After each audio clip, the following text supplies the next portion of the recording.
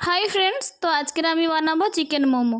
তো চিকেন মোমো বানানোর জন্য প্রথমে কিছুটা বোনলেস চিকেনকে পেস্ট করে নিয়েছি। তার মধ্যে বাঁধাকপির কুচি, পেঁয়াজ কুচি, গাজর কুচি, আদা কুচি, লঙ্কা কুচি আর কিছুটা ভাজা মশলা আর নুন দিয়ে ভালোভাবে মাখিয়ে নিতে হবে।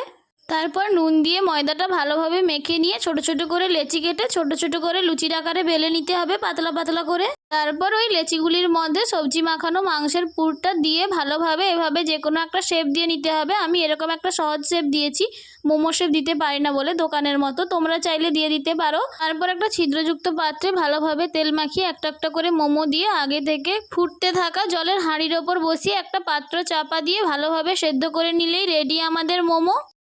তো এভাবে তোমরা দোকানের মতো বাড়িতে বানিয়ে নিতেই পারো, খেতে দোকানের মতোই খুব সুন্দর হয়েছিল। তো এভাবে নতুন নতুন ভিডিও পেতে তোমরা আমার চ্যানেলটা সাবস্ক্রাইব করে পাশে থাকো। টাটা, রাধে রাধে, সবাই ভালো থেকো। অনেক ভালো।